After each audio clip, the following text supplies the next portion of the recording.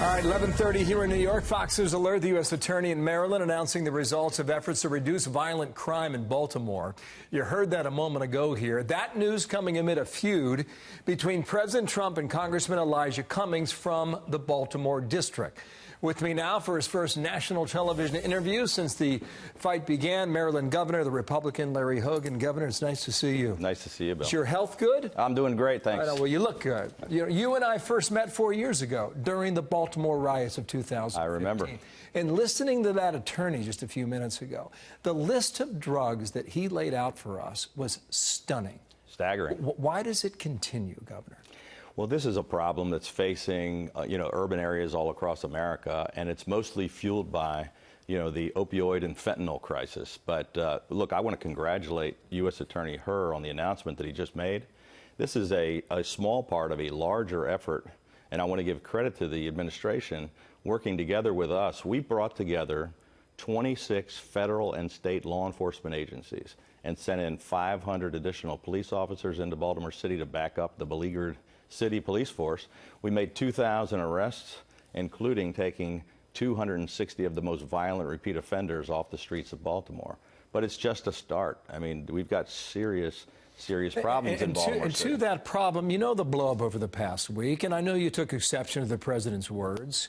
Has he, even though you disagree with the way he put it out there, has he helped to bring attention to the problems in Baltimore? Look, I think that could be the silver lining. I took exception with, I didn't think, the kind of angry attacks on Twitter were appropriate. I just happen to believe that we ought to be focusing on the problems and the solutions, which is what we're doing today with the U.S. Attorney and the administration. So I think it's good that we're paying attention to the problems in Baltimore.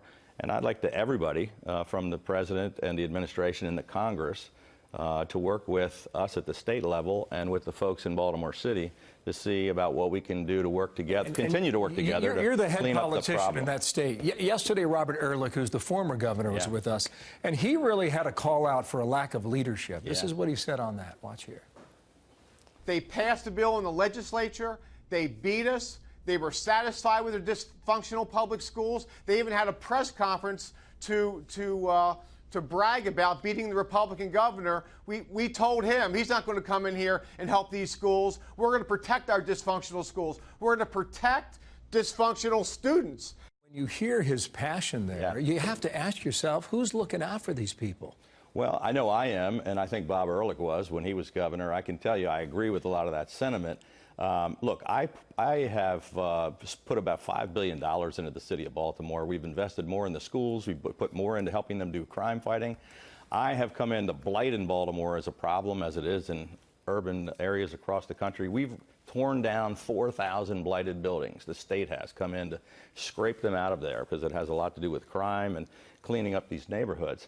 But I had tough legislation we put in the legislature for tougher sentences for repeat violent offenders to get them off the streets, because we keep arresting them. The city police force and the feds and the state keep arresting these folks, but it's a revolving door of catch and release. They keep going right back on the streets.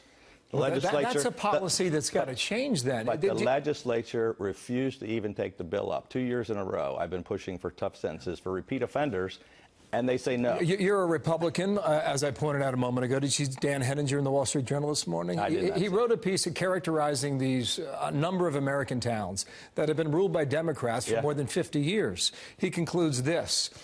He says, Mr. Trump brought up the subject of Baltimore. Now he should put it in these other cities on his campaign agenda. The left scream racism. Everywhere else in America knows the reality is deeper than that, end quote. Well, look, I think the reality is deeper. We've failed in our urban areas across the country, and Baltimore certainly is a perfect example of that, and the leadership has failed for decades and decades. I mean, look, you don't have to do a whole lot of research to find out the corruption we've had in Baltimore City and the mayors repeatedly who have failed to get the job done and have been involved in corruption and not stopping the crime problem, failures in the school system. But instead of just focusing on the bad stuff and just attacking, let's figure out how do we figure out how to help them fix it. Do you think Elijah Cummings has done a good job? You know, I don't want to characterize Elijah Cummings. I don't believe you can put all the blame of Baltimore City on Elijah Cummings, but I also think he could do a lot more to help us. I think everything we've been trying to do at the state level, I'd love to have more help from the White House and from the Congress, frankly, to help the state go in there and help the city. It's really a city problem, but they can't do it by themselves. Let me just show you some of the murder rate per 100,000 people. Baltimore's at 55. That leads Detroit, Memphis, Chicago, and Philadelphia. On the financial situation, 2018, advance at once, guys. $16 billion given to the city of Baltimore by the federal government. It was $7 billion 10 years prior. Poverty level, 22% compared to a national level at 12%. I mentioned Elijah Cummings. He's part of this conversation. This is the video that was tweeted yesterday from the West Wing right here from 1999.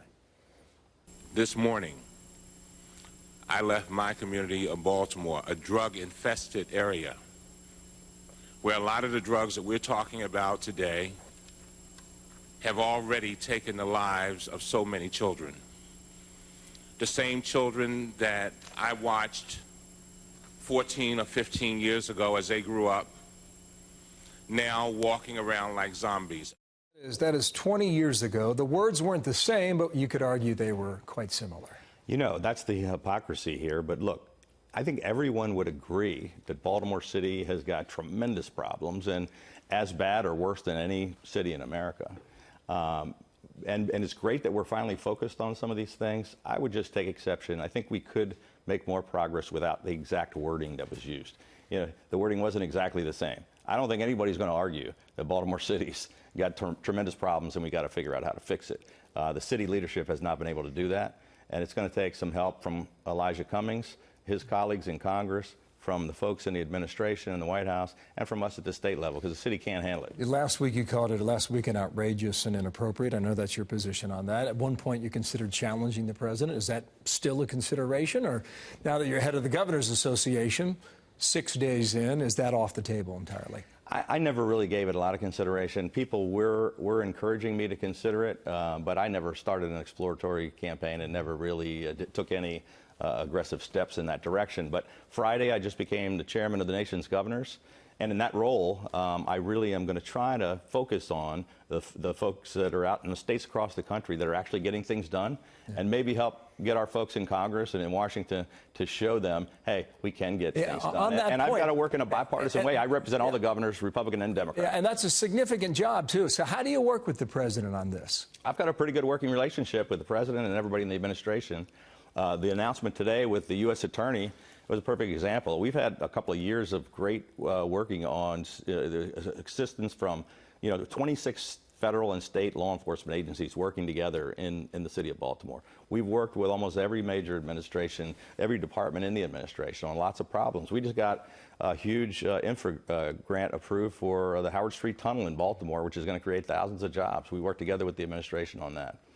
So while I may disagree sometimes with the tone of the discussion, because whether I think it may not be helpful and I think we could say things differently, we're going to work very closely and try to get things done together. Do you like this new job?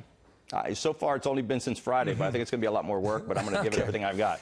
Learning curve is steep. Stay healthy, Governor. It's great to see you again. Thank you so Larry much, Hogan Bill. from the state of Maryland. Thank you for your time. Thank you. All right.